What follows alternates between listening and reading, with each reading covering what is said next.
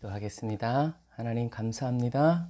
오늘도 저희들에게 은혜 베풀어 주시고 성령의 기름을 부어 주셔서 하나님 앞에 나오게 하여 주시고 하나님의 말씀 듣게 하시고 기도하게 하여 주신 주님의 은혜를 감사합니다. 주님, 오늘도 저희들의 마음과 뜻과 정성을 다해서 하나님 주님께 나아가오니 여호와 하나님 저희들의 마음과 심령을 주님 살펴주시고 주님의 거룩한 기름으로 부어 주님 성령 충만케 하시고 말씀 충만케 하시고 은혜로 충만케 하시고 능력으로 충만케 하셔서 온전히 주님 바라보고 주님 의지하고 주님 사모하여 아버지 주님 앞에 더 나아갈 수 있도록 도우시고 인도하여 주옵소서. 주님, 오늘도 저희들의 마음과 뜻과 정성을 다하여 주님께 드리오니 주님 받아주시고 취하시며 사용하시고 은혜로 역사하여 주옵소서. 주님 은혜와 사랑을 감사드리며 예수님의 이름으로 기도드립니다. 아멘. 오늘도 에브리데이 언더그라운드 처치에 찾아오신 여러분들 환영하고 축복합니다.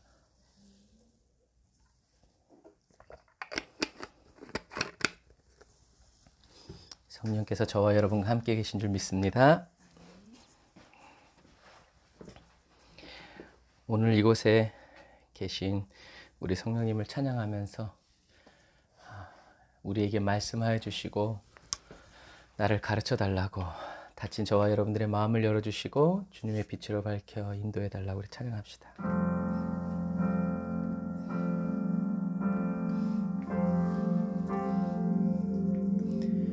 오늘 이곳에 계신 성령님 우리에게 말씀하시고 우릴 가르치소서. 닫힌 우리 맘 열어주시고 주의 빛으로 밝혀 우릴 인도하소서. 주님보다 앞서지 않고 겸손하게 주님의 말씀 기다리리. 주님 손에 우릴 드립니다. 사랑으로 인도하소서.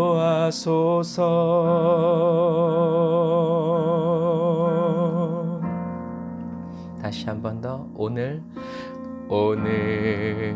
이곳에 계신 성령님 우리에게 말씀하시고 우릴 가르치소서. 닫힌 우리 맘 활짝 열어주시고 주의 빛으로 밝혀 우릴 인도하소서. 주님보다 결코 앞서지 않고 겸손하게 주님의 말씀 기다리리. 주님 손에 우릴 드립니다.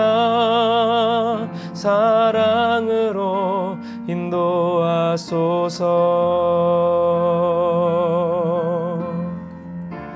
창조하신 모습 떠난 우리를 예수님 닮게 빚으소서.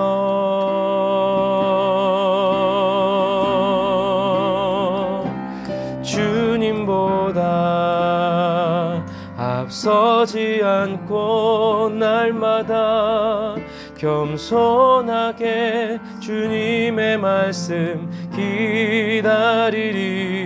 주님 손에 우릴 드립니다. 사랑으로 인도하소서.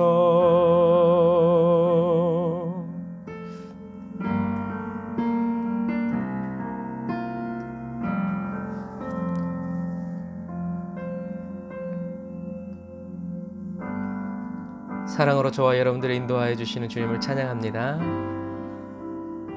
저와 여러분들을 사랑으로 인도해 주시는 우리 주님께 사랑의 감사, 사랑의 예배, 사랑의 노래를 올려드립시다.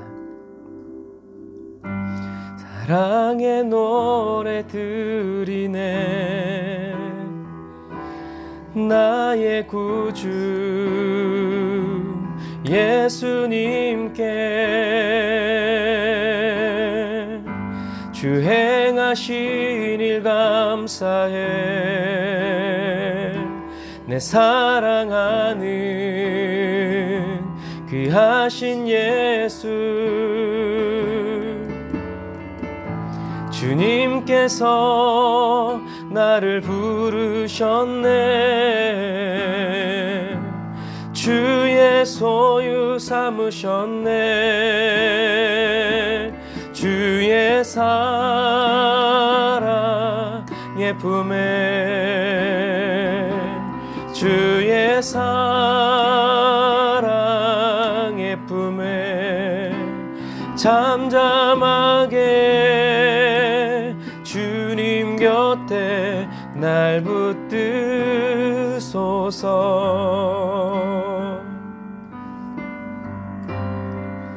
다시 한 번 더 우리 주님께 사랑의 노래 드리네 무슨 일을 만나든지 나의 구주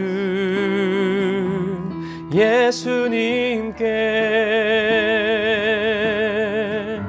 주 행하신 일 감사해 내 사랑하는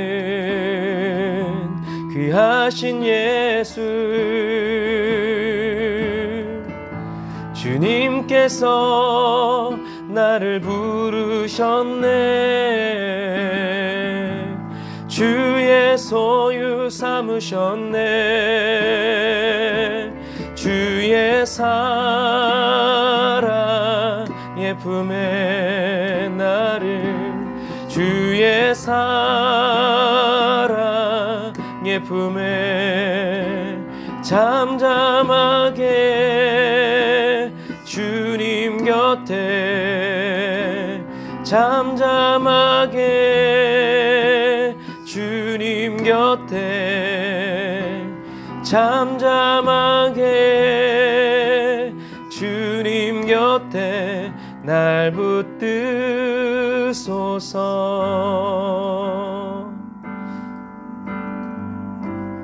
아멘. 아무 말 없이 십자가의 사랑으로 저와 여러분들을 품어주시고 씻어주시고 덮어주시는 그 주님을 찬양합니다.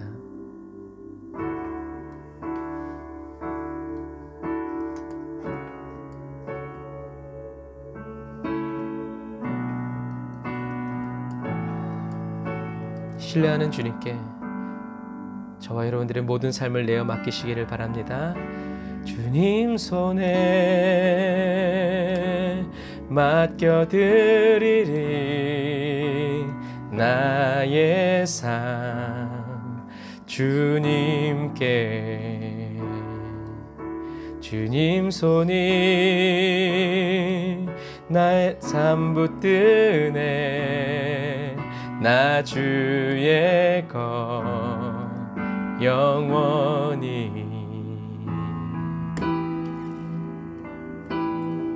믿는 마음으로 내가 믿는 분 예수 내가 속한 분 예수 삶의 이유 되시네 내 노래 되시네 전심으로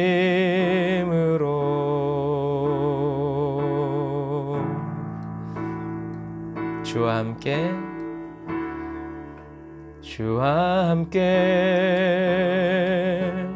걸어가리라 모든 길을 주실래 주 뜻 안에 나 살아가리 주의 약속을 영원해. 우린 이렇게 외쳐야죠.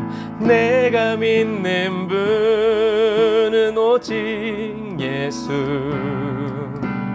내가 속한 분 오직 예수. 주님이 삶의 이유 되시네, 내 노래 되시네. 내가 믿는 분 예수, 내가 속한 분 예수. 삶의 이유 되시네, 내 노래 되시네. 다시 한 번 더. 내가 믿는 분 오직 예수, 내가 속한 분 나의 주님 예수. 삶의 이유 되시네, 내 노래 되시네. 다시 한 번 더. 내가 믿는 분 예수, 내가 속한 분 예수. 삶의 이유 되시네, 내 노래 되시네. 전심으로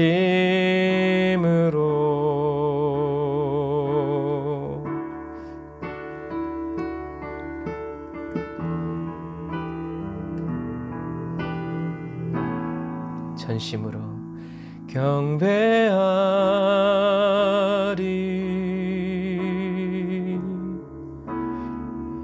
경배하리라,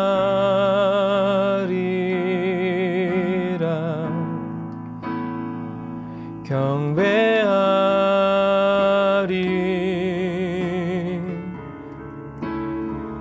경배하리라. 온 맘과 뜻 다해 경배하리,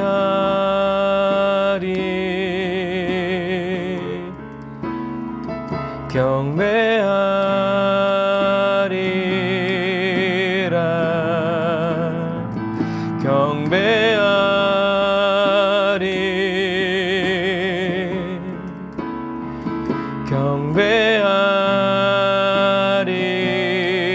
경배하리라.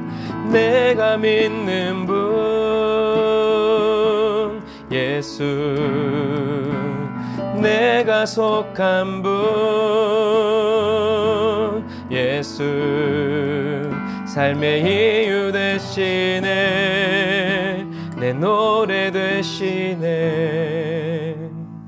전심으로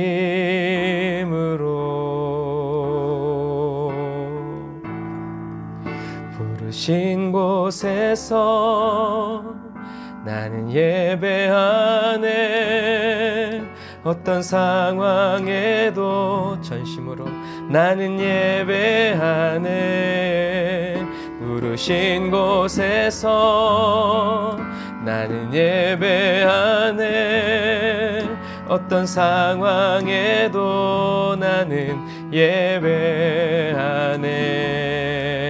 왜냐하면 내가 걸어갈 때 길이 되고 살아갈 때 삶이 되는 그곳에서 예배하네. 주님과 함께 내가 걸어갈 때 길이 되고 살아갈 때 삶이 되는 그곳에서 예배하네. 부르신 곳에서 나는 예배. 예수는 그리스도. 어떤 상황에도 나는 예배하네. 예수는 그리스도. 세서 나는 예배하네. 어떤 상황에도 나는 예배하네.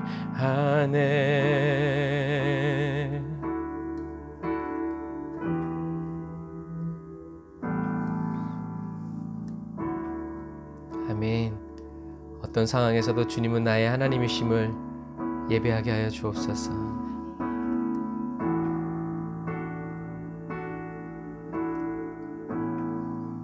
주님, 어떠한 형편과 어려운 환경 가운데 있다 할지라도 주님, 저희들의 기도 제목이 주님을 예배하고 경외하는 것이 되기 원합니다.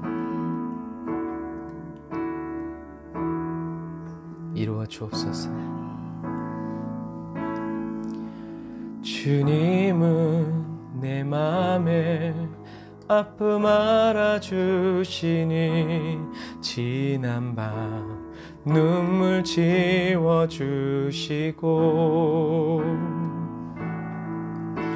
아침에 돋아난 여린 불들과 같이 내 맘을 새롭게 하네. 우리 신실하신 주님을 다시 한번 더 고백해볼까요? 주님은 내 맘에 아픔 알아주시니 지난 밤 눈물 지워주시고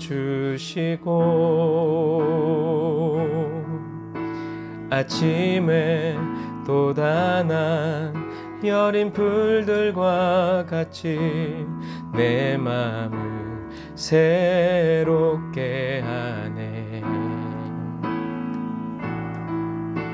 흐르는 시간에 보인 주의 영광은 내 삶을 밝게 비춰주시니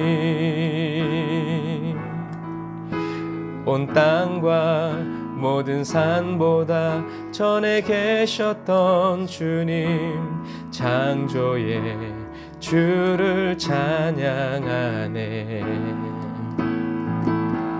주님은 거친 바다 위 나의 영혼 두 손으로 굳게 잡아주시네. 주님께 맡긴 인생의 여정 속에 아픈 만큼 기쁨의 날 주시네. 아멘. 우리 주님은 아픈 만큼 기쁨의 날을 주시는 분입니다. 다시 한 번 더.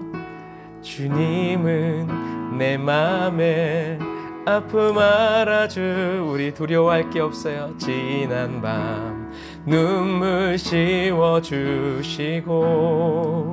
내가 너와 함께함이라. 아침에 돋아난 여린 풀들과 같이 내 맘을 새롭게 하네. 세상 근심 난 모릅니다. 흐르는 시간에 보인 주의 영광은 내 삶을 밝게 비춰주시니 온 땅과 모든 산보다 전에 계셨던 주님 창조의 주를 찬양하네. 주님은 거친 바다 위 나의 영혼 두 손으로 굳게 잡아주시네. 주님께 맡긴 인생의 여정 속에 아픈 만큼 기쁨의 날 주시네. 주님은 거친 바다 위 나의 영혼 두 손으로 굳게 잡아주시네. 주님께 맡긴 인생의 여정 속에 아픈 만큼 기쁨의 날 주시네. 다시 한 번 더. 주님은 거친 바다 위 나의 영혼 두 손으로 굳게 잡아주시네. 주님께 맡긴 인생의 여정 속에 아픈 만큼 기쁨의 날 주시네. 주가 주가 일하시네 주가 일하시네 주께 아끼지 않는 자에게 주가 일하시네 주가 일하시네 신뢰하며 걷는 자에게 주가 일하시네 주가 일하시네 주께 아끼지 않는 자에게 주가 일하시네 주가 일하시네 신뢰하며 걷는 자에게 주님만 신뢰하며 걷는 자에게 오직 주님만 신뢰하며 걷는 자에게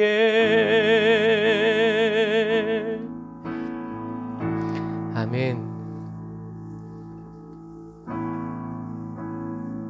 주님을 신뢰하여 주님께 아끼지 않고 모든 걸 기쁨으로 내어 맡기고 바치는 사람을 그 사람을 위하여 친히 일하여 주시는 주님을 찬양합니다. 내 생명보다 더 귀한 주님. 원수마귀는 우리에게 걱정을 던지고 염려를 던지지만 그것이 정말 우리를 걱정해서가 아니라 우리를 인도하시고 이끄시고 우리를 사랑하시는 하나님을 믿지 못하게 하려 함인 것을 주님 저희는 압니다. 주님을 믿을 수 없을 때 주님을 더 믿는 그때 믿음을 쓰고 그때 의지를 쓰고 그때 생명을 써서 믿음을 지키고 주님의 이름을 지키는 그리스도인 되게 하옵소서. 오 성령이여 임하소서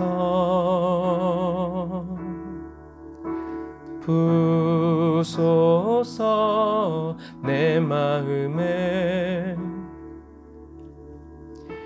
나의 마음과 영혼 나의 주 사랑합니다. 이전보다 더욱더 사랑해. 오 성령이여 오 성령이여 임하소서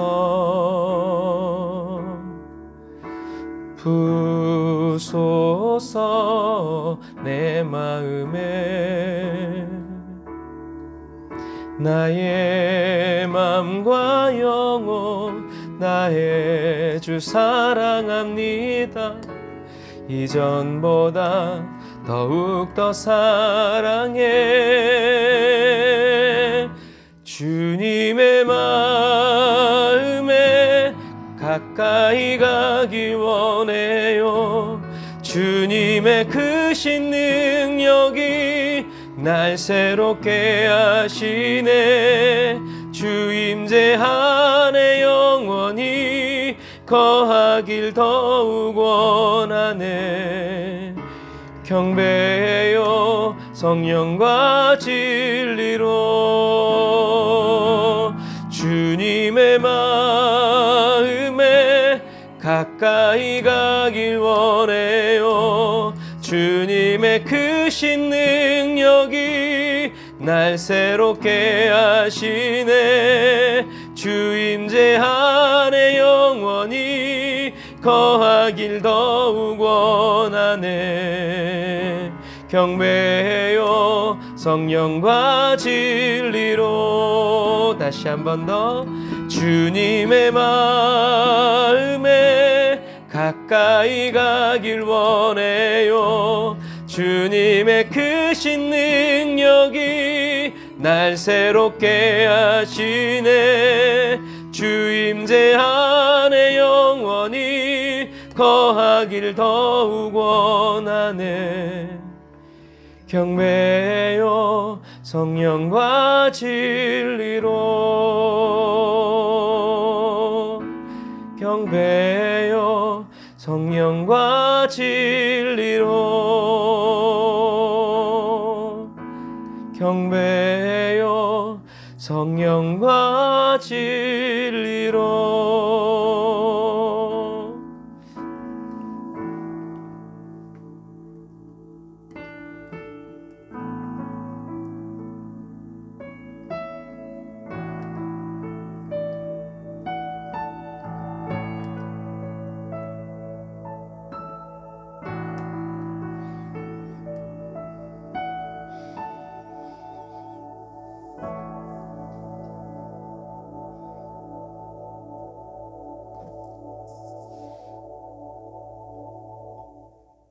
기도하겠습니다.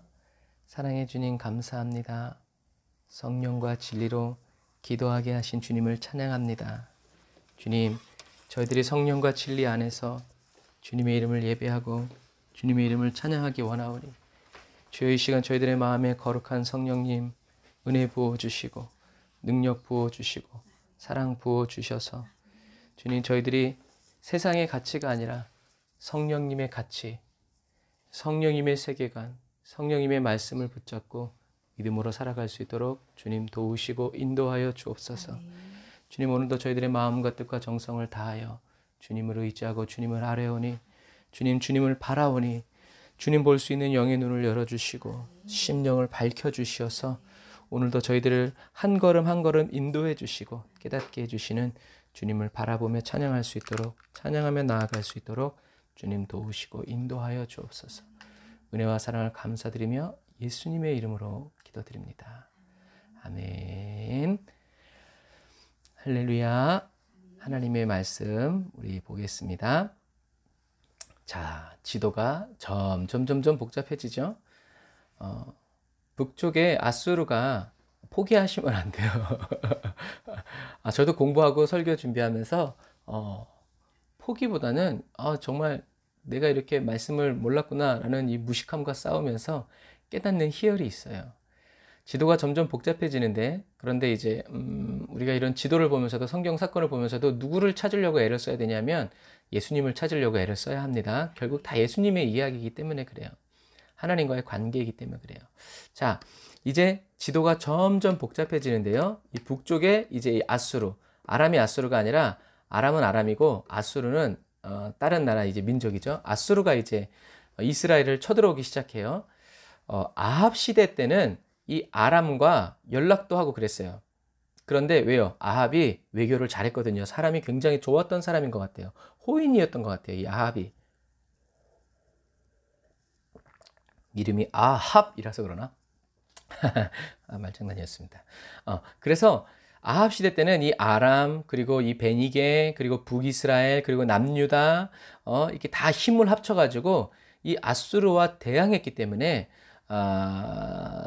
싸워서 아수르와 이겼었는데 이 아합이 죽으면서 이 아람과의 관계도 깨져버렸어요. 왜요? 이제 예후가 나왔기 때문이죠. 그래서 이 아람이 여기 이제 진쳐 있고 항상 이제 여기 국경을 이제 항상 노리고 있었는데 아합이 죽으면서 아람과의 관계도 깨어집니다. 그때 아수르의 살만에셀 3세가 아람을 치고 들어와요. 이때도 아수르의 목표는 어디였냐면 애굽이에요. 애굽을 쳐서 왜 치겠어요? 신경질 나서요? 아니요. 애굽에 있는 금은보화를 다 가지고 오기 위해서죠. 그래서 그때는 다 동맹이었기 때문에 이 아수르가 애굽을 치기 위해서는 이 아수르가 가는 길에 있는 땅들을 다 쳐야 했어요. 안 그러면 아수르가 빠져나간 길을 이 아람이 쳐들어가면 어떻게 하게 돼 있어요? 자기 나라를 빼앗기겠죠? 그래서 10년, 20년 걸리는 거예요. 그래서 살만에셀이 애굽으로 쳐들어 내려가기 위해서 이 먼저 아람을 쳐부수는 거예요. 아람을 치고 그 다음에 들어와서 어디래요? 납달리 땅에 누가 있어요? 베니게가 있죠. 여기 이제 나중에 갈릴리 지역인데 여기를 치고 아람을 치고 여기를 치면서 들어와서 베니게를 치고 그 다음에 이 아수르가 이쪽으로 이제 이렇게 전진해 오는 거예요. 갈멜산 쪽으로요. 그래서 아수르가 얼마나 감사한지 이렇게 쳐들어오니까 누가 좋아했냐면 예후가 좋아했어요. 왜냐하면 예후가 어딜 포기하고 들어왔어요? 라못 길르앗을 포기하고 들어왔죠. 여기를 포기하고 돌아왔단 말이에요. 이렇게. 그랬더니 돌아와서 어떻게 했어요? 아합에 이세벨을 죽이고, 이세벨이 어디? 베니게 사람. 그러니까 베니게랑 날라가고, 이세벨이 누구 엄마? 아달랴의 엄마. 그러니까 남유다와도 끝장나고. 그러니까 이 북이스라엘의 예후는 하나님의 말씀대로 했지만 어떤 위기가 왔어요? 외계적인 위기가 온 거예요. 베니게랑도 관계가 끝장나고, 남유다랑도 끝장나고, 아람하고도 끝장나고, 그러니까 이제 고립되었죠. 그래서 참 이 나라가 정착되기 전에, 왕권이 확립되기 전에 참 위기 가운데 있었는데, 그때 마침 아수르가 쳐들어와가지고 아람을 날려버려, 베니게를 날려버려, 유다까지 쳐들어오려고 막 이러니까 어떻게 하게 되겠어요? 예후가 할렐루야 아멘 하는 거죠. 그래서 예후가 너무 좋아했어요. 자, 그래서 이 왕하 10장을 보면 예후가 일어나서 사마리아로 가더니 도중에 목자가 양털 깎는, 그러니까 여기가 갈멜산이고, 이제 한국 위성지도로 보면 그래요. 여기 갈멜산이고 여기가 이스라엘 골짜기예요. 그리고 여기가 사마리아 성이에요. 그래서 예후가 일어나서 사마리아로 가더니까 이스라엘에서 이세벨 죽이고 여기서 다 이제 정리를 끝난 다음에 어디로 가냐면 사마리아로 간다는 거죠.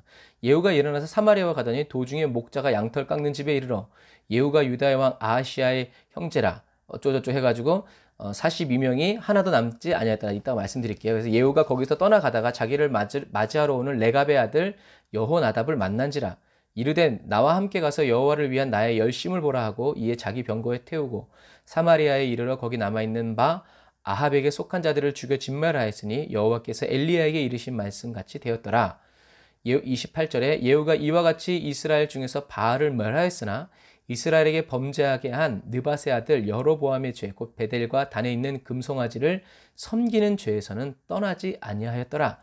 여호와께서 예후에게 이르시되 내가 나 보기에 정직한 일을 행하되 잘 행하여 내 마음에 있는 대로 아합 집에 다 행하였은즉 내 자손이 이스라엘 왕위를 이어 4대를 지내리라 하시니라. 아멘. 이때 레갑의 아들 여호나답이 누구예요? 남유대가 멸망당하기 전에 하나님께서 예레미야를 보내서 그들이 이르되 우리는 포도주를 마시지 아니하겠노라. 레갑의 아들 우리 선조의 요나답이 우리에게 명령하여 이르기를 너희와 너희 자손은 영원히 포도주를 마시지 말며. 그래서 포도주를 마시라고 그랬더니 거역하는 거예요. 왜요? 우리 선조가 마시지 말라고 그랬다는 거죠. 그럼 레갑의 아들 요나단이 왜 포도주를 마시지 말라고 그랬어요? 홈리와 비느하스 때와 같이 이제 제사장이 술 먹고 이제 난리 치다가 날아가는 거죠, 이제. 그래서 술 취하지 말아라 라고 얘기했다. 그래서 사람의 말도 이렇게 지키는, 그리고 하나님의 말씀도 이렇게 지키는 이 레갑의 자손들을 하나님이 축복하시죠. 이것처럼 예후가 하나님의 말씀대로 아합에게 칼을 들어 멸합니다. 그래서 하나님이 엘리야에게 명한 말씀과 같이 이루어졌죠. 그래서 예후는 북이스라엘의 바알을 멸했어요. 그런데 성경은 뭐라고 했어요? 느밧의 아들 여로보암의 죄, 곧 베델과 단에 있는 금송아지를 섬기는 죄에서는 떠나지 아니했다 그랬어요. 왜 떠나지 않았어요? 이것도 또 종교적인 문제가 걸리는 거예요. 그러니까 사람은요, 여러분 머리 쓰면 안 돼요. 나쁜 머리를 쓰면 쓸수록요, 사단이 자기의 생각을 막 불어넣습니다. 아마 뭐 신하들이 그랬을 수도 있죠. 왕이시여, 여기서 이 베델과 단에 있는 금송아지를 치우면 백성들이 다 예루살렘에 가서 예배드리다가 우리를 배반할 겁니다. 뭐 그랬겠죠. 그래서 정치적인 문제로, 그리고 종교적인 문제로 이 단에 있는 금송아지를 치우지 않은 거예요. 여러분, 하나님의 말씀에는 순종한다? 100% 순종해야 순종입니다. 50%만 순종한 다음에 순종했다고 그러면요. 어디요? 4대까지밖에 안 가요. 여러분, 불완전한 순종은요, 불완전한 축복을 가져와요. 우리 주님은 저와 여러분들에게 완전한 축복을 주고 싶어 하세요. 그래서 완전한 순종을 우리가 해야 돼요. 레갑의 자손은 온전한 순종으로 온전한 축복을 받았죠. 레갑 자손하면 뭘 떠올리라고 그랬어요? 예수님의 탄생할 때 천사가 가장 먼저 나타나서 이스라엘의 왕이 태어나셨다라고 한 그 왕이 나신 소식을 가장 먼저 들은 목자들이 바로 이 레갑 자손이라는 거를 꼭 기억하시길 바랍니다.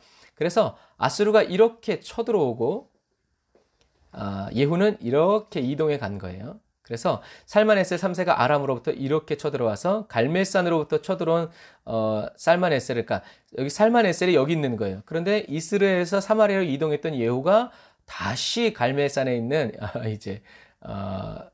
살만에셀 3세를 맞이하러 가요. 이게 아수르 살마네스의 3세와 예후의 만남이 이 블랙 오벨리스크에 남아있는 이 그림이에요. 여기에 이렇게 써 있어요. 이게 살마네스의 3세고 여기 엎드려 있는 게 예후예요. 그래서 예후가 이와 같이 이스라엘 중에서 바알을 멸하였으나 이스라엘에게 범죄한 느밧의 아들 여로보암의 죄 곧 베델과 단에 있는 금송아지를 섬기는 죄에는 저는 떠나지 않았더라. 안타깝죠? 하나님이 왜 이렇게 얘기하셨겠어요? 서운하셨던 거죠. 그 말은 뭐예요? 하나님은 이것까지 기대하신 거예요. 누구에게? 예후에게. 북이스라엘을 완전히 종교적인 완전한 혁명을 일으킬 수 있는 사람으로 예후를 선택했지만 예후는 없애지 않았어요. 왜냐하면 하나님보다 누구랑 더 친했어요?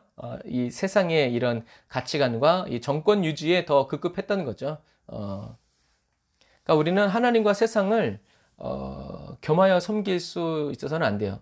예후는 아합을 멸하면서 누구의 말을 인용했어요? 하나님의 말씀을 인용합니다. 하지만 웃긴 게 이 금송아지, 하나님께서 이 여로보암을 어떻게 생각하셨는지에 대한 이것에 대해서는 예후가 반응하지 않았다는 거. 그러니까 쓰면 뱉고 달면 삼키는 그런 사람이 되어서는 안 돼요. 저와 여러분들은요. 하나님의 채찍과 하나님의 축복은 같은 거예요. 왜 같아요? 사랑이니까. 그래서 하나님의 징계하심도 사랑이고 저와 여러분들을 인도해 주시는 것도 사랑이에요. 그래서 그렇게 생각하고 나아가면 하나님의 책짓도 감사합니다. 그래서 이 모습이 검은 오벨리스크에 남겨져 있는데요. 이런 모습이에요. 이렇게. 아주 크지 않죠. 조그매요. 33cm, 뭐 102, 70, 그러니까 약간 2m 조금 안 되는 건데 예후의 장면이 여기 남아 있어요. 그래서 이 살마네스 3세가 이 단에 이렇게 남겨놓은 거예요. 내가 이제 이렇게 했다 하고 이런 히스토리의 역사를 남겨놓은 거예요. 그래서 여기 보면 아수르 위대한 주 모든 이들의 위대한 신들 아누 하늘의 영들의 왕 이제 이렇게 여기 있는 이제 글자들을 이렇게 번역해 놓은 거예요. 이제 우린 시간이 없으니까 넘어가서 이렇게 된 거예요. 이렇게 딱 이렇게. 이게 지금 대형 박물관 살마네스의 3세의 비문에 그대로 남아 있어요. 요 글자가 뭐예요? 모르시겠죠? 곡물, 예후의 오므리의 아들 은 내가 받았다. 그래서 오므리의 아들 예후에게 곡물을 내가 받았다라는 뜻이에요. 이 살마네스 3세가 이렇게 오니까 이제 이거는 이제 뒤에 호위병들이고 이건 예후가 이렇게. 그래서 참 역사학자들이 참 대단해요. 이게 예후인데 이렇게 보면요. 잘 안 보이는구나. 예후가 다 빨가벗고요. 빤스만 벌치고, 빤스라고 그러면 안 되지. 표현이. 팬티. 팬티. 속옷만 입고 알몸으로 가요. 그러면서 여기 있잖아요. 요거요. 요게 술이에요. 이 술이 뭐예요? 하나님의 언약의 율법의 말씀을 이렇게 꼰다고 그랬죠? 그래서 365기인가? 이렇게 꽈가지고 매듭을 져가지고 하나님의 율법의 말씀을 기억하게. 그러니까 결국엔 뭐예요? 하나님의 말씀을 대표하는 옷을 입고 인간 왕에게 절하는 거예요. 여러분, 하나님을 믿고 있으면서도 인간 왕에게 당신은 신이십니다 하고 엎드려 절하면서 섬기는 거예요. 예후는 하나님이 기름 부어 세우신 왕이에요. 하나님의 말씀을 그대로 순종한 예후에게 왜 이런 일이 일어났을까요? 예후는 하나님의 말씀에 순종했지만 하나님을 목숨처럼 자기 목숨처럼도 여기면 안 돼. 목숨보다 더 귀하게 여기지 않았다. 하나님과 사랑에 빠진 사람이 아니었다는 얘기예요. 그래서 하나님을 사랑했다면 예후는 바알만 없애지 말고 누구? 아세라와 그 선지자들도 없앴어야 됐어요. 그런데 생명력이 대단해요. 느밧의 아들 여로보암의 죄에서 백성들을 회개하고 자유케 했어요. 그런데 그는 단의 금송아지를 없애지 못했고 아세라도 없애지 못했어요. 왜요? 정치적인 이유, 그리고 백성들이 반란을 일으킬까 봐. 여러분, 이 모습을 보면서 저는 이런 말씀을 드리고 싶어요. 하나님에게 무릎 꿇지 않는 사람은, 하나님께 무릎을 꿇는 사람은 사람에게 무릎을 꿇지 않도록 하나님께서 도와주세요. 그러나 하나님께 무릎을 꿇지 않는 사람은요, 반드시 이렇게 어떻게 해요? 사람에게 무릎을 꿇어야만 살 수 있어요. 여러분, 하나님께 무릎을 꿇는 것은요, 비굴하잖아요. 여러분들이 사랑하는 사람한테 무릎 꿇으면 그게 비굴한 거예요? 아니죠. 그런 것과 똑같아요. 하나님께 무릎 꿇지 않으면 반드시 저와 여러분들은 사람에게, 환경에게 무릎을 꿇게 되어 있다는 것을 여러분 꼭 기억하시길 바랍니다. 너무나 분통 터지게 예후는 하나님의 말씀을 의미하는 이 율법을 단 수를 그대로 입고 살만에세 3세에게 절하게 돼 있죠. 마치 하나님이 이방신에게 엎드려 절하는 것처럼 보여요. 여러분 그리스도인이 그리스도인답게 살지 않으면 그리스도인은 그리스도 이름을 더럽히게 돼요. 여러분 예수님의 이름은 누가 더럽혀요? 그리스도인들이 더럽히는 거예요. 세상 사람들이 예수님의 이름을 모욕하지 않습니다. 정말 예수님의 이름을 모욕하는 사람들은 누구예요? 저와 여러분들과 같은 그리스도인이라는 것을 꼭 기억하세요. 세상 사람들이 하나님을 모욕하면 걔네들은 원래 그러니까 개의치 아니하세요. 그런데 예수님의 십자가로 살려놓은 저와 여러분들이 또 배신하고 또 배반하면 하나님 마음이 슬프시죠. 그리스도인이 그리스도인다워질 때 저와 여러분들의 기도와 삶, 가정과 가문이 바뀌고 변화됩니다. 나는 안 바뀌면서 상황만 자꾸 바꿔달라고 그러면요. 어느 수준에 가서는 하나님이 바꿔주시지 않아요. 하나님은 상황을 바꾸려는 게 아니라 저와 여러분들을 변화시켜 주시고자 하시는 거거든요. 그러니까 꼭 그것을 기억하시고 마지막 시대를 살아가는 그리스도인은요. 이렇게 결사항전의 각오를 가지고 우리 찬양하는 것처럼 하루를 살아도 기쁨으로 가리. 내가 세상에서 첫날보다 주의 집에 문지기로서의 하루를 더 귀히 여깁니다. 라는 그 고백처럼 저와 여러분들은 예후처럼 왕권을 유지하기 위해서 나쁜 머리 굴리지 말고 은혜로 부르시고 선택하여 주신 하나님께 자기의 모든 인생을 맡길 때 하나님은 그 사람을 가만 내버려 두지 않아요. 저와 여러분들은 이 예후처럼 살아남기 위해서 엎드려 절하는 세상에 절하는 그리스도인이 아니라 죽기 위해서 하나님께 엎드려 경배하는 그리스도인이 되어야 합니다. 하나님만을 의지하세요. 하나님만을 의지하다가 이런 예후 같은 경우가 하나님만을 의지하다가 자기의 힘과 계획을 의지하는 순간 어떻게 돼요? 끝나버려요. 이전보다 더 악한 그리스도인이 되어버리고 만다는 것을 여러분 기억하시길 바랍니다. 자, 그래서 이제 키워드로 본 이스라엘이 이래요. 선지자, 사건, 연도, 관련사나 보면 엘리사 때 사마리아 지역, 엘리사는 사마리아 지역에서 이제 주로 활동했고 예후는 이스라엘에서 골짜기에서 호세아 때 부이스라엘이 멸망하고요. 남유다의 히스기야가 라게스 전투가 일어나고 요시야가 무기또에서 전사하고 시드기야가 예루살렘 합력하면서 이제 남유대가 끝나죠. 이렇게 그래서 세 번에 걸쳐서 605년, 587년, 536년 이렇게 세 번에 걸쳐서 바벨론 포로로 끌려간다고 그랬어요. 그리고 이제 아수르의 살마네셀 5세, 사르곤 2세, 아수르 사느립 이렇게 쳐들어와서 북이스라엘과 남유다가 멸망하죠. 자, 그리고 여기 보면 되게 재밌는 게 이 호세아 때 북이스라엘을 멸망시켰던 이 살마네셀 5세와 사르곤 2세가 히스기야 시대를 지나서 애굽에게 지고 바벨론에게 넘어가요. 왜 그러겠어요? 히스기야 때 아수르의 18만 5천의 군대가 천사에게 다 죽어버리기 때문에 그래요. 그래서 대제국 아수르가 멸망해버려요. 자, 그래서 이렇게 호세아 왕 때 북이스라엘이 멸망하고요. 히스기야의 기도로 아수르의 멸망된 것을 피했다가 이제 그 이후에는 애굽이냐 아니면 바벨론이냐 왔다 갔다 하다가 결국엔 멸망해버리고 맙니다. 그런데 북이스라엘이 멸망할 때 하나님이 누굴 보내시냐면 선지자 이사야를 보내주세요. 그래서 대선지자라고 그러죠. 대선지자라고 말하는 이유는 큰 역사를 이뤘다는 게 아니라 많은 분량이 있기 때문에 대선지자라고 이제 얘기한다고 그랬어요. 소선지자는 키가 작거나 사역을 적게 해서가 아니라 그냥 분량이 작아서 소선지서라고 나눈다고 그랬죠. 그런 것들 그거 기억하시고 그리고 요시야 왕 때 이제 예레미야를 보내셔서 회복시키려고 하지만 결국 다 무산되고 멸망하고 마죠. 그래서 다니엘이 이제 20하루 기도하면서 이제 70년인 것을 깨닫고 기도하잖아요. 근데 이 기준이 다 틀려요.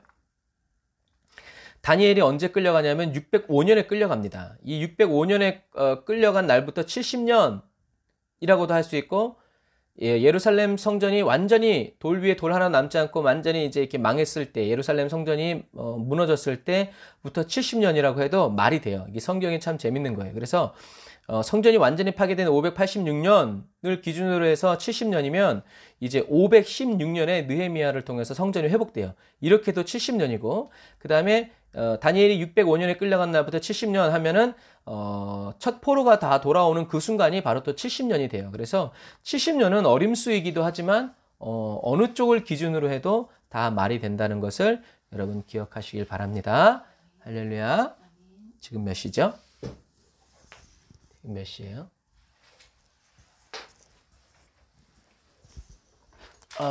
제가 왜 시간을 물어보냐면 8시 20분이네. 에라 모르겠다. 자, 왜냐하면 열왕기하 2를 좀 더 해야 되거든요. 이게 카드가 너무 작아가지고 제가 하나를 더 붙였어요. 자, 갑시다. 자, 열왕기하의 큰 그림은 이렇게 돼요. 남유다와 북이스라엘. 그래서 우리가 요 앞에까지는 열왕기 상까지는 이제 열왕기하 요 전반부까지는 841년이 중요하다고 그랬어요. 841년. 이제 요까지가 우리가 한 거예요. 열왕기하 여까지. 여호람 때 예후에게 살해된 요까지. 그래서 841년에 남유다, 북이스라엘, 그리고 아람까지 왕이 싹 바뀐다고 그랬어요. 그래서 이제는 841년 열왕기 하 이제 후반부를 이제 보게 되는데 여기 이제 두세 가지의 큰 흐름이 있어요. 먼저 722년에 누굴 기억해야 된다? 히스기야를 기억해야 되고 이 722년에 또 히스기야가 왕이 됐지만 또 누가 있어요? 호세아가 이제 아수르에 의해서 북이스라엘이 멸망한다라는 것. 요 북이스라엘의 멸망이 큰 분수령이고 또 586년에 남유다가 586년에 남유대가 멸망하는 게 또 큰 하나의 이제 분수령이에요. 그리고 여러분 또 기억해야 될 것은 790년에 남유다에서는 우시아 때 그리고 북이스라엘은 여로보암 2세 때 이때 가장 큰 남유대 땅이 되고 가장 넓은 북이스라엘 땅을 갖게 돼요. 다윗이나 솔로몬 때가 아니라 이때 우시아 때와 여로보암 때 그것을 기억하고 왜냐하면 우리는 이제 역사적으로는 다윗이나 솔로몬 때 가장 넓을 것 같은데 이제 고고학적으로 보면 우시아 때와 여로보암 때 가장 남유대가 가장 넓은 영토, 그 다음에 북이스라엘의 가장 넓은 영토를 가지게 되었다고 이렇게 나와요. 이때 최고로 올라갔다가 이제 여기서부터 추락하기 시작하는 거예요. 여기에 큰 기여를 한 나라들이 아람, 다메섹과 또 아수르예요. 그래서 아람과 아수르로 인해서 북이스라엘과 남유대가 부흥하기도 하고 어려움을 당하기도 해요. 그래서 우리는 역사를 뭐라 그래요? 히스토리. 그래서 이제 그의 이야기, 그게 이제 역사인데 역사적인 자료가 많은 건 히스토리라고 하고요. 역사적인 자료가 없는 것들은 프리히스토리라고 얘기해요. 그래서 다윗이나 솔로몬 같은 이야기들은 히스토리일까요? 프리히스토리일까요? 프리히스토리예요. 성경에는 있는데 역사적인 고고학적인 자료가 없어. 이름이 안 나와. 그래서 히스토리는 히스토리지만 프리히스토리에 속하고요. 그런데 이때는 히스토리예요. 왜냐하면 자료가 너무 많아. 그래서 최근에 이제 그 라기스에서 고고학적으로 발굴이 됐는데 그때 나온 이름이 뭐냐면 르호보암까지 나왔대요. 그래서 굉장히 유명한 왕인데 고고학적으로 아직 이름이 안 나온 왕이 바로 솔로몬이에요. 솔로몬. 우리 한국말로는 솔로몬인데 히브리어는 실로모예요. 근데 이 실로모가 샬롬이라는 뜻이거든요. 그러니까 이게 정확하게 이름이 딱 누구라고 나와 있어야 뭘 발견해도 이건 솔로몬에 대한 이야기다 나오는데 실로모, 샬롬 막 이렇게 나오니까 아직 발굴이 안 됐어요. 하지만 이제 르호보암까지 나왔다는 거. 그래서 모든 고고학자들이 지금 기다리고 있대요. 내가 솔로몬의 발굴을 할 거다라고 이제 기대하고 있죠. 그래서 왜냐하면 제국들이 바벨론과 아수르들이 침략을 하면서 그 사람들이 남겨놓은 기록들에 의해서 이 북이스라엘과 남유다의 상황들이 나와 있기 때문에 그래요. 근데 우리는 두 왕만 기억해 보는 거예요. 히스기야와 이제 요시야 두 왕만 기억하면서 북이스라엘의 멸망과 남유다의 멸망 시기까지 가장 중요한 왕이 바로 이 요시야와 히스기야다라는 것을 여러분 기억하시길 바랍니다.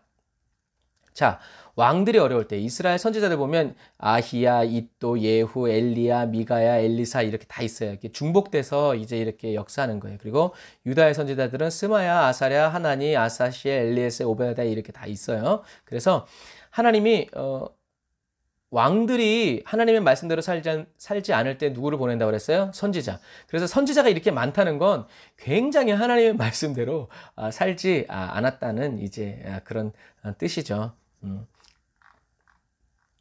그래서 하나님은 위기 시대에 뭐 이제 난세가 영웅을 만든다는 말처럼 꼭 위기의 시대에 선지자들을 보내죠.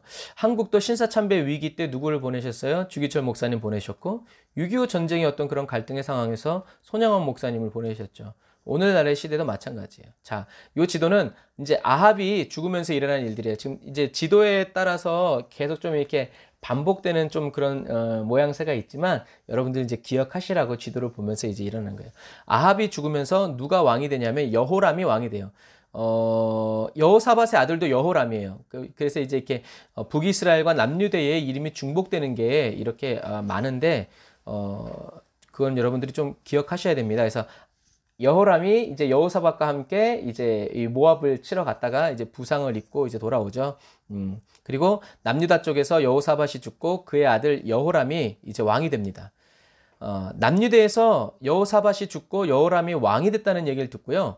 누가 당장 독립을 선언하냐면 이제 에돔이 독립을 선언해요. 그래가지고 이 여호람이 군대를 이끌고 가가지고 에돔을 치기 위해서 요 소금 골짜기에 잠깐 가 있는 틈에 누가 에돔 군인이 와서 여호람을 포위해버려요. 그래가지고 쳐버리니까 밤에 일어나서 대부분 성경에 우리 이제 믿음 좋은 사람들이 밤에 일어나서 역사를 이루었는데 이때 이 여호람이 당해요. 그래가지고 대패해서 도망옵니다.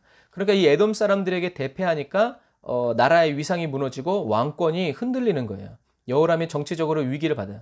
그래서 여호람이 대패했다는 소식을 듣고 바로 이 아라비아와 블레셋이 또 우리도 우와 일어나가지고 이제 이 유다의 여호람을 치러 가는 거예요. 그래서 여호사밧이 왕일 때는 이 아라비아에서 7,700마리의 염소와 소를 보냈었는데 10년이 지난 다음에 이 여호람이 왕이 되었을 때 이제 조공을 바치는 그런 관계가 되어버리고 만 거예요. 여러분 하나님의 말씀대로 사는 게 이렇게 중요해요. 그래서 아하시아의 어머니 여호람의 이제 아들이 아하시아죠. 아하시아의 어머니 아달랴가 그의 아들이 죽은 것을 보고 일어나 왕의 자손을 모두 멸절하였으나 그래서 자 보세요. 아합이 이세벨이랑 결혼했죠. 그래서 아합과 이세벨에서 나온 사람이 아하시아, 여호람, 아달랴예요. 그런데 이 아합이 이세벨의 딸을 누구에게 줘요? 남유다의 여호람에게 딸을 줘요. 그래서 동맹관계 된다 그랬죠. 그래서 여호람과 아달랴가 결혼해서 누구를 낳았냐면 아하시아 왕을 낳았는데 이 아하시아가 이제 여호람이 부상당했다는 소식을 듣고 이제 문병을 갑니다. 그리고 아하시아의 형제들도 우르르 몰려가요. 그때 누가 나왔어요? 예후가 이 여호람을 죽이고 아하시아도 무깃도까지 쫓아가서 죽이고 그걸 모르고 아하시아 형제들이 여호람 왕을 문안하러 왔다가 예후가 그것도 만나가지고 42명을 싹 다 죽여버리죠. 그 소식을 누가 들었냐면 아달랴가 듣고 아하시아에 남은 형제들과 이제 손주들을 다 죽여버려요. 그리고 자기가 왕권을 자기가 여왕이 됩니다.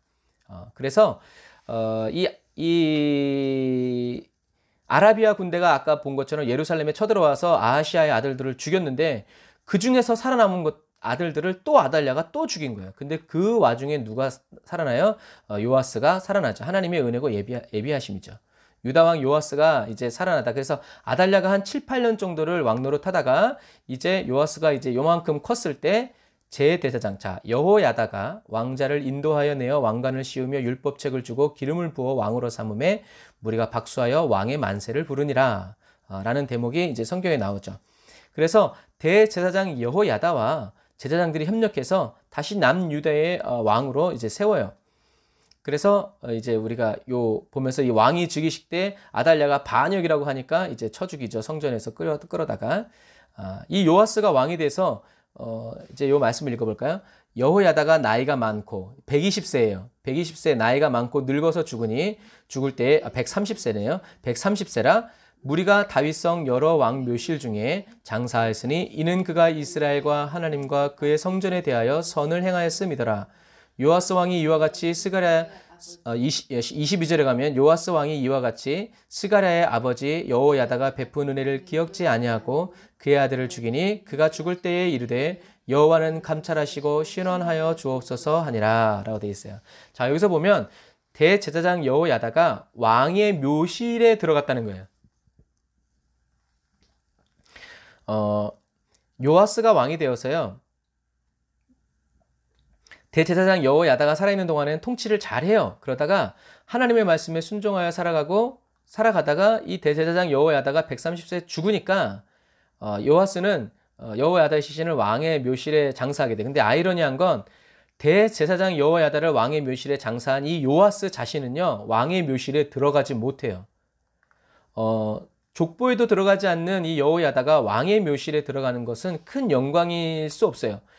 죽음에 대한 유대인들의 생각은요, 죽으면 없어지는 게 아니라 몸이 최고로 약해지는 거라고 생각해요. 그래서 잠잔다 라는 표현을 많이 쓰는 거예요. 그래서 죽은 사람의 시신을 동굴에 넣어요. 그래서 어떻게 될 때까지 하얗게 백화될 때까지 삭힌 다음에 그 뼈들을 추스려다가 이제 조상들의 뼈 위에 이렇게 올려놓아요.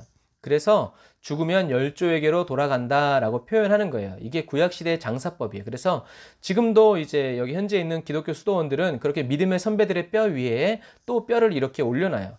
그런데 수치스러운 일을 한 사람들은 조상들의 뼈에 함께 놓지 않아요.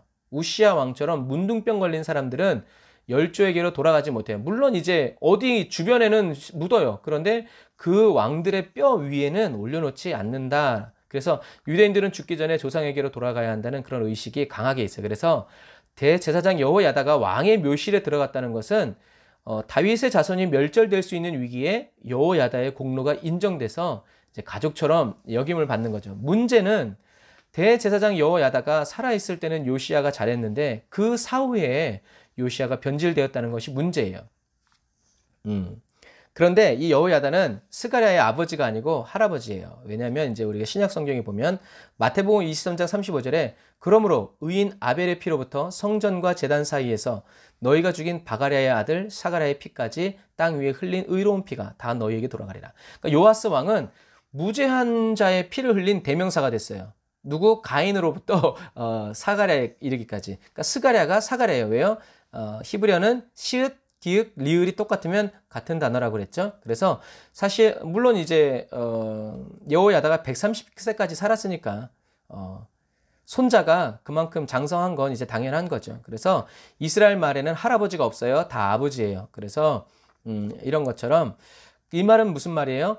요아스 왕이 여호야다가 살아있을 때는 통치를 잘했는데 여호야다가 죽고 나서 통치를 하나님 말씀대로 하지 않으니까 여호야다의 손자인 스가랴가 왕이요 그렇게 하면 안 됩니다 라고 했더니 이 요아스 왕이 스가랴를 성전에서 죽여버려요. 그래서 요아스가 무죄한 자의 피를 흘린 대명사가 되죠. 가인과 요아스가. 그래서 그런데요, 놀라운 게 요아스가 스가랴를 죽인 다음부터 요아스의 인생이 꼬이기 시작해요. 아람 왕 하사엘이 쳐들어옵니다. 쳐들어와서 그때의 아람 왕, 그 성경은 너무 재밌어. 그때의 아람 왕, 얼마나 이게 그때에 죽였을 때에 아람 왕 하사엘이 올라와서 가드를 쳐서 점령하고, 이 가드는 블레셋 땅이라고 우리가 기억하고 있잖아요. 남쪽이에요. 그러니까 여기까지 깊숙이 쳐들어온 거예요. 예루살렘을 향하여 올라오고자 함으로 요아스의 신복들이 일어나여 반역하여 실라로 내려가는 길가에 밀로 궁에서 그를 죽였고, 누굴 죽인 거예요? 요아스를 죽였고, 요아스가 크게 부상하며 적군이 이제 역대하에선 다르게 표현한 거예요. 이제 바벨론으로 끌어간 후손들이 요아스가 크게 부상하며 적군이 그를 버리고 간 후에 그의 신하들의 제사장 여호야다의 아들들의 피로 말미암아, 누구예요? 스가랴. 그러니까 스가랴 한 명만 죽인 게 아닌 것 같아요. 여호야다의 아들들을 다 죽였는 건지 아들들의 피로 말미암아 반역했다라고 이제 성경에서는 이렇게 써 있어요. 그래서 그 무죄한 자의 피를 흘렸기 때문에 왕들의 묘실에는 들어가지 못했다라고 이제 이렇게 써 있는 거죠. 여러분, 그래서 저와 여러분들이 죄를 지으면요, 그냥 예수님의 보혈로 씻겨지는 게 아닙니다. 죄를 지으면 반드시 이 세상에서도 대가를 지불하게 돼 있어요. 그냥 없어지는 거 아니에요. 사람들이 요아스를 다윗성에 장사하였지만, 다윗의 무덤, 여기에는 무덤은 장사했지만 왕들의 묘실에는 들어가지 않는다는 것을 기억하세요. 그래서 신앙생활은 개인적인 거예요. 여호야다가 130세를 살도록 요아스를 훈련하고 양육했지만, 요아스는 어떻게 해요? 하나님과의 관계가 깊어지지 않았어요. 성숙하지 않았어요. 그래서 결국 눈치 볼 사람이 사라졌을 때 자기 마음에 본심이 드러나는 거예요. 야, 사단은 참 이게 이래요. 연단되지 않은 사람은요, 여러분, 결국 사단의 길에 서게 돼 있어요. 뭐 나이가 많고 적은 필요 없어요.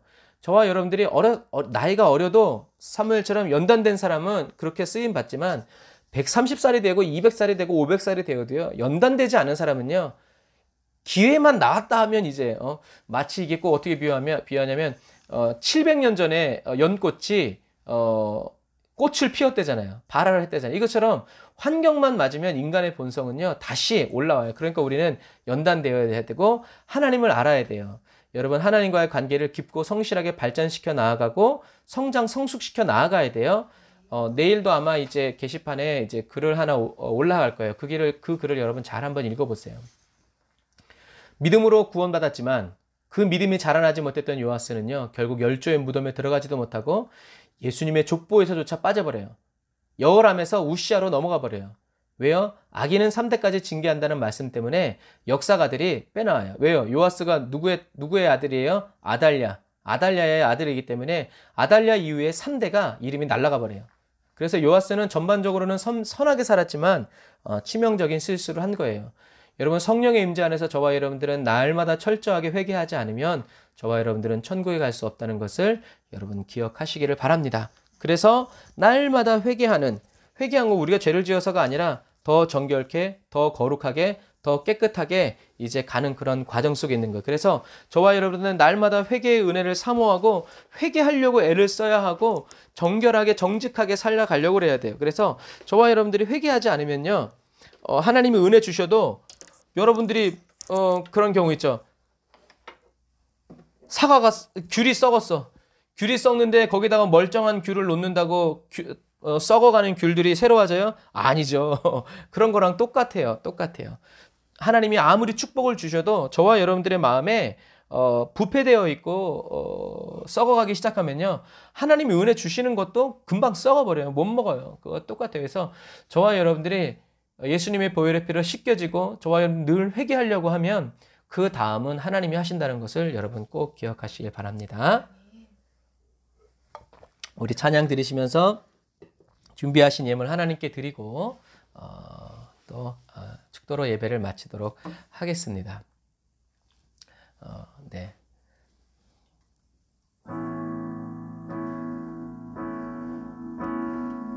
하나님께 나올 때 우리가 물질을 드리는 이유는 뭐라고 그랬어요? 하나님, 나의 주인은 물질이 아니라 바로 하나님이십니다 라고 고백하는 거라고 그랬어요. 그리고 물질을 드린다는 것과 저와 여러분들의 산재물 되어서 하나님 앞에 나아가는 것을 원합니다.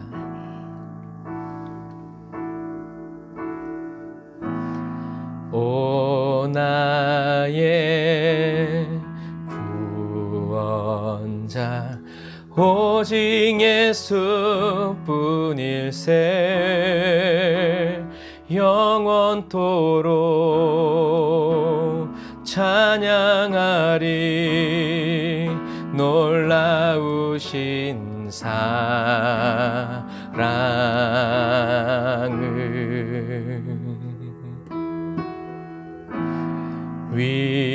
위로와 안식의 피난처 되신 주님 호흡 있는 모든 만물 영원토록 경배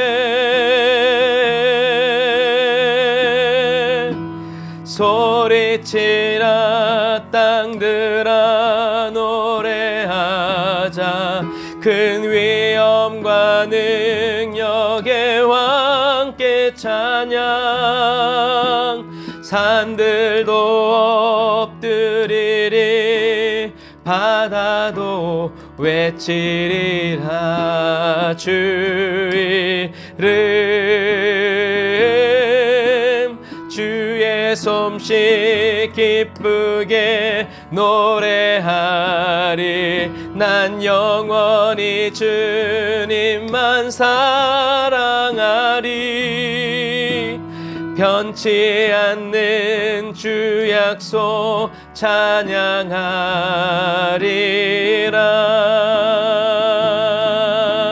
소리치라 땅들아 노래하자 큰 위엄과 능력의 왕께 찬양 산들도 엎드리리 바다도 외치리라 주 이름 주 기쁘게 노래하리. 난 영원히 주님만 사랑하리. 변치 않는 주 약속 찬양하리라.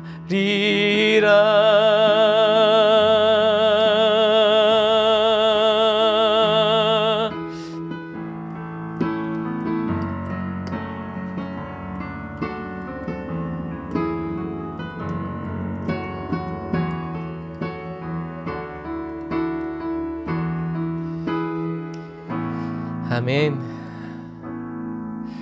기도하겠습니다. 아멘. 거룩하신 주님 감사합니다. 예후의 모습을 보면서 저희들의 모습을 봅니다. 하나님의 은혜로 부르심을 받고 선택되었으면서도 신앙생활 하다가 하나님의 말씀에 전심을 기울이지 못하고 사람들의 마음에 기울이다가 축복을 받지 못한 것이 아니라 북이스라엘을 하나님께로 바치지 못한 예후.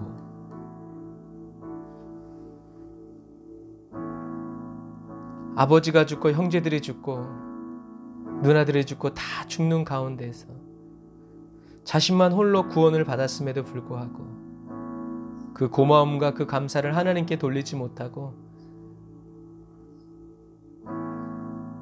여호야다가 죽은 다음에 요아스가 반역하고 배반하고 그 마음이 교만해져서 하나님을 대적하고 하나님의 왕이심을 인정치 못하고 자기 자신이 왕이 되어서 비참한 최후를 맞이한 요아스.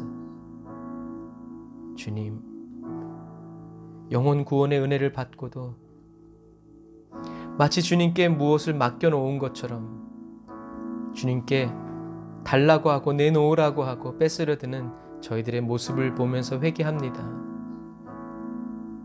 예수님의 십자가로 하나님, 저희들의 죽을 생명을 영원히 살려주신 것도 감사한데 주여, 저희들이 이 세상에 살아가는 남은 시간 동안 저희들을 위해서 예수님을 보내시고 십자가에 못 박으신 아버지의 사랑을 노래하고 이렇게 죄 많고 연약한 나 같은 죄인을 위해서 영원한 천국을 예비하셔서 영원히 살도록 은혜 베푸신 하나님을 자랑하고, 그래서 아직도 잃어버린 바 된 아버지의 아들들 그리고 어린 양들을 그리고 양들을 찾아오는 그런 신실하고 성실한 주님의 친구로 살아가기를 원합니다. 아버지 도와주옵소서. 성령님, 저희들의 신앙 인격이 하나님과의 관계가 더욱더 정결해지고 더욱더 순전하여져서 느밧의 아들 여로보암의 우상 숭배의 죄를 주여 저희들의 인생 가운데 또 반복하여 짓지 않게 하시고, 요아스와 같이 하나님 주님께서 주신 큰 은혜를 잊어버리고 단 한 번의 전쟁의 승리를 통하여서 그의 인생이 완전히 바뀌어버리는 무죄한 자의 피를 흘리는 그런 어리석은 그리스도인의 삶으로 인생을 마무리하지 아니하도록 성령님 저희들을 인도하여 주옵소서. 저희들이 잘못된 길을 갈 때 주님께서 저희들에게 말씀하여 주시고 보여주실 때 깨닫게 하시고 늘 회개함으로 말미암아 주님이 늘 새 일을 행하여 주시고 끝까지 저희들과 함께 동행하여 주시는 그 은혜 누리게 하여 주시옵소서. 주님, 세상의 왕들은 바뀌지만 하늘의 하나님은 바뀌지 않음을 인하여 찬양합니다. 영원하신 주님, 거룩한 기름을 부어주시고 은혜와 능력으로 채워주셔서 주 이름에 합당한 그리스도인의 합당한 삶 살아갈 수 있도록 도와주옵소서. 아버지, 귀한 예물 주님께 드립니다. 주님께 나올 때 빈손으로 나오지 않고 주님께 예물 드리는 손길들, 아버지 어떤 형편과 환경 가운데서도 주님께 이 예물 드리는 줄 주님이 다 아시오니 주여 채워주시고 갚아주시고 기억하여 주셔서 주님 예물이 쓰여지는 곳마다 하나님의 나라가 확장되어지고 하나님의 뜻이 펼쳐질 수 있도록 하나님 도와주시옵소서. 지금은 길이요 진리요 생명 되신 우리 주 예수 그리스도의 은혜와 하나님 아버지의 극진하신 사랑하심과 성령님의 내주교통의 인도 역사하심이 단을 쌓아 예배드리고 예물드리고 돌아가는 주의 백성들 머리머리 위에 이제로부터 영원토록 함께 하실지어다. 아멘. 아멘. 오늘도 저와 여러분들에게 큰 은혜 베풀어 주신 주님께 우리 감사의 박수 올리겠습니다. 할렐루야. 아멘.